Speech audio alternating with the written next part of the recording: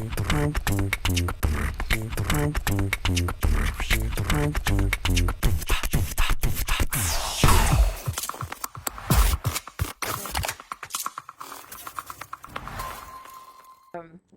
that is That's a good interesting. start. That's a good start. That's a good start. That's a good start.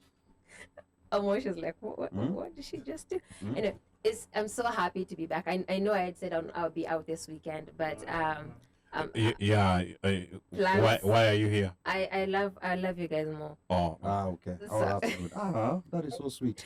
But I'm glad to be back, and I'm glad to be here for this topic. I'm glad to meet Elizabeth. I've been working behind the scenes to kind of get the word out with Ali and other people, and I know by now you should be receiving, WhatsApp messages and links about the Zoom meeting tomorrow, which I'm encouraging everybody to tune into.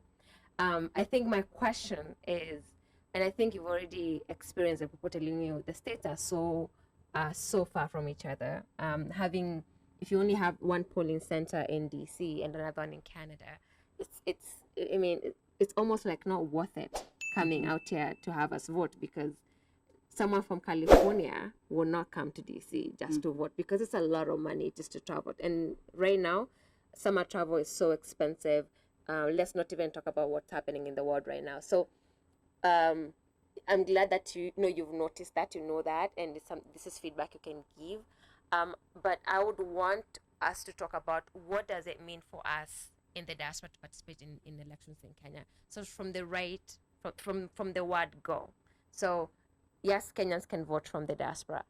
Then what does IBC do? What's IBC's mandate to do to make it happen? Okay, you are asking the come again. Okay. So once tumeambiwa, Kenyans can vote. Yes. From wherever they are. It doesn't have to be the US, right? It could be Europe. It could be Asia, other countries in Africa. Remember, we can vote. Now, what does now IEBC do now? Like to make it possible for us to vote? Okay. As I said earlier, that this was a trial, the first attempt to have voting in the diaspora, especially in US and UK, Canada, the countries with the differences. Yeah. Like it's not like an Africa. So what IBC has done is that let's have voting done at the embassy, Kenyan embassy. Okay. Yes, but it happens that in US we have one embassy but two consulates. That is in LA and in New York. But in Canada we have two voting polling station that we are going to use. In UK is only one.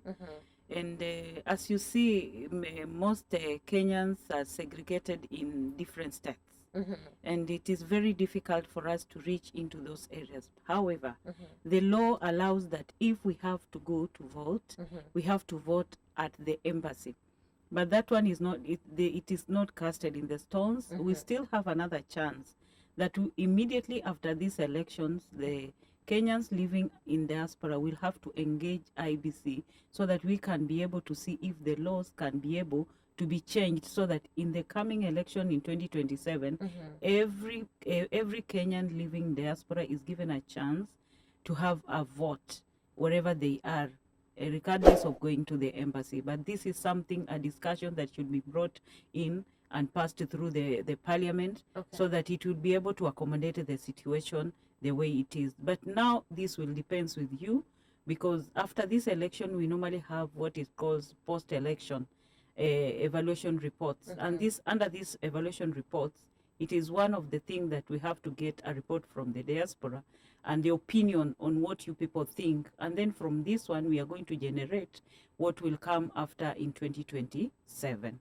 Okay, so it's good to know, but I did not know that the law only allows us to vote at the embassy. Yes. But now it's up to us to basically advocate that we can vote from wherever we are. Yes. That this can be included, this will be included in the report after post-election Yeah. evaluation report. Yes. Okay, this is good to know.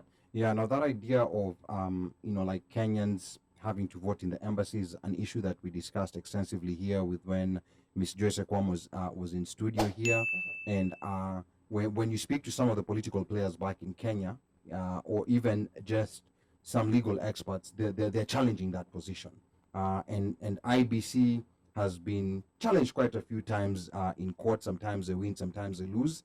So that's something that's being challenged. Like the idea that that the election must be inside of an embassy. It's an idea that's being challenged, and I think that's where like Mr. Molo here is saying that Kenyans in the diaspora have to keep engaging the commission. They have to keep engaging the lawmakers to create laws officially that will allow us to vote in spaces beyond our embassies and our consulates.